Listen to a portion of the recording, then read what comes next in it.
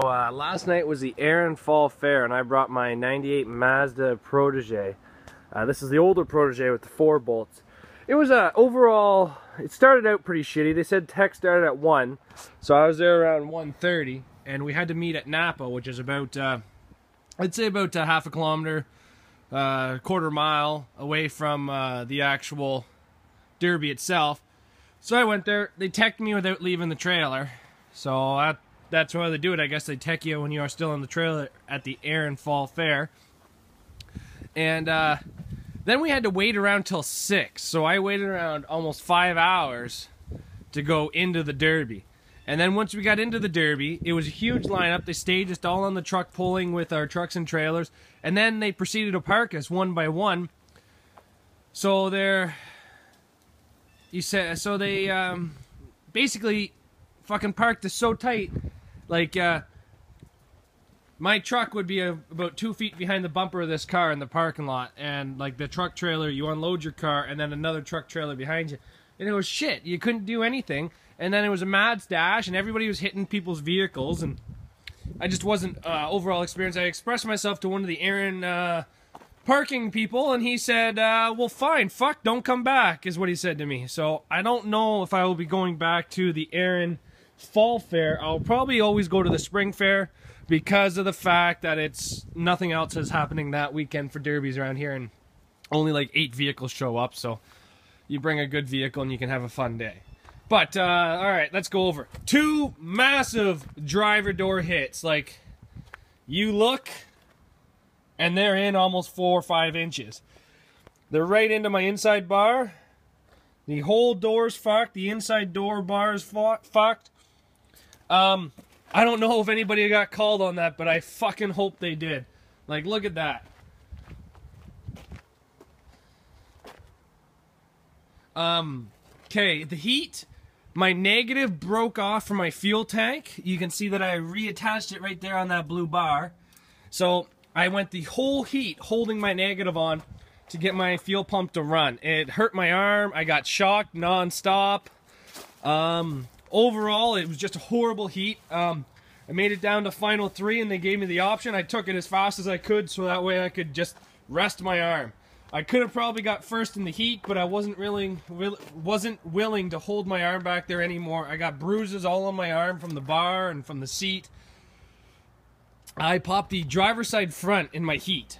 So I came out, I cut the front of the fender off because it was all haggard into the tire. Just sawzalled that off, sledgehammered it in. Put a good tire back on, went into the finals. Finals went pretty good. I filled up the rad, still not busted the rad. I was in there. I started using the back end, but it kind of worked to my disadvantage because I lost the strut, spindle, brakes, tire, everything. So half the finals I was driving around on 3 tires. Then this tire got popped, so basically this whole side was just dragging in the mud. As you can see, there's quite a bit of it. The car overall held up pretty good. The spindles didn't break on the front, the tie rods didn't break. Strut started to bend, but frames did start going down here on the passenger side in the front. But realistically, this car was not built extensive. It was a minor build. Like, that's just a 2001 Buick Century bumper on the front. It's not loaded. There's nothing special about it. It just, car had a plastic bumper on it, and I'm not allowed to put loaded bumpers at this show, so I just threw that one on. This tire here, the bottom control arm is actually bent, and you can see the axle is rubbing on the unibody itself, sorry, on the subframe itself, and the tire's right back into the body. I couldn't turn worth a shit basically at the end. I was smoking this tire off the body, and I was smoking this tire on the rim.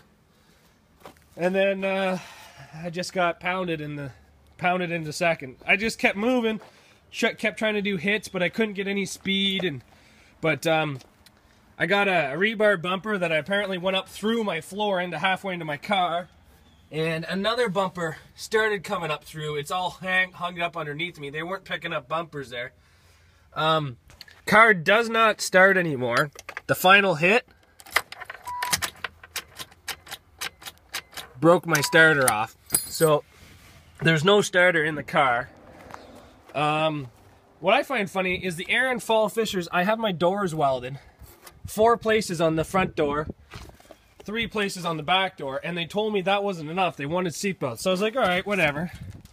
I get in there, and you know that the little expanded metal they hold pipes up with? People just had their doors tied shut with that and then just tech screws. And they let them run like that. I was like, fuck, you guys are stupid here. The Extreme tech crew has got to be one of the weirdest fucking tech crews I've ever allowed. Okay, this cage here, you're not allowed a passenger side door bar. So, I built this car without a passenger side door bar. There was cars from the back cage to a bar that goes across from strut tower to strut tower, and then from that bar to their cage that they let run. Solid suspension in the back, in the front. Buddy had a fucking Crown Vic bumper on with 2x2 welded to it, back to his frame right about here, 1x2 on his bottom control arms, and they let him run. But yet they fucking made me cut that bar out last year. So their tech crew is unbelievably weird and unbelievably unpredictable. They almost didn't let me run because they couldn't find my fire extinguisher, and they told me to pull off to the side. I was like, my fire extinguisher is clearly mounted in my dash. Battery box held up. Like I said, items were coming through the floor in this car. I'm not a big fan of running extreme events, but out of, I think there was 2 heats of 8 and 1 heat of 10 minis. So that's what, 26 minis, and then the final was 8. And out of the finals, I took $200 for second, and top place got $400. So you know the payout wasn't great, but the payout was still okay. But that I am super pissed off about. Super pissed off. Like, there is no way in hell he even tried to stop. He completely missed all the other doors and just creamed that door right on. But overall, the Mazda worked out pretty good. If you guys in the US or other places in Ontario or all over, maybe try to do something here to the frame rails to stop it from going, because she's buckled pretty hard right there too.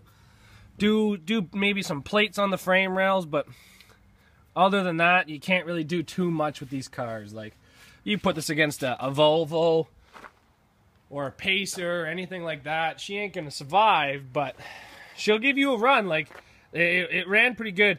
You just gotta move the electrical right there inside the fender. You gotta bring it in, because if I didn't, it would have been pinched in one of the first hits. People know where to aim for on cars.